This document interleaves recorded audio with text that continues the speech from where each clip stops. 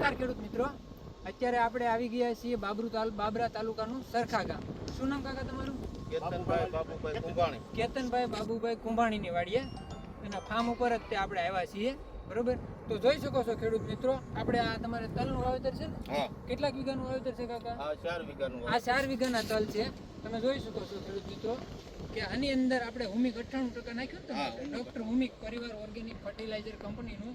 કાકા 25 કિલો લીધું હતું ને? 25 કિલો લીધું હતું અને 2 વાર પાયું આમાં. 25 કિલો, હા 25 કિલો આપણું હુમિક એના લીધું છે અને 2 વાર એને પાણી સાથે આમાં મતલબમાં પાયેલું છે.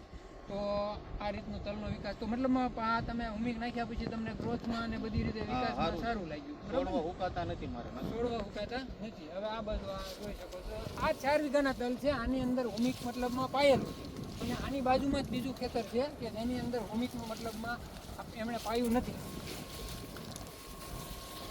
જોઈ શકો છો આ બાજુ, આ બધું જોતું ત્યાં જવાનું હોય.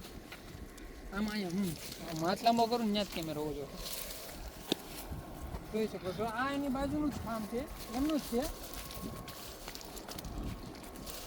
તો આની અંદર મતલબમાં હુમિક પાયું નથી કાકા આપણે, બરોબર ને? મોડું થઈ ગયું, મતલબમાં વહેલા તલ હતા થોડા અને મોડું પહોંચ્યું હતું, એટલે પછી સુકારો આવ્યો એટલે પછી આને પાણી વધારે આપી ન શકાય, નકર આ પ્રકારની ફૂગ છે એ વધી જાય આમાં, એટલે મતલબમાં આમાં હુમિક પાયું નથી, બરોબર. અને એની જગ્યાએ આ બાજુના ફાર્મ ઉપર તમે જુઓ, એક જ ખેતર છે, એક જ બાજુનો આ એક જ છે, મતલબમાં શેડો છે, એક જ ખેતર છે અને એમની અંદર હુમિક પાયું છે અને સરસ મજાનું રિઝલ્ટ જોવા મળ્યું છે, બરોબર. આ રીતે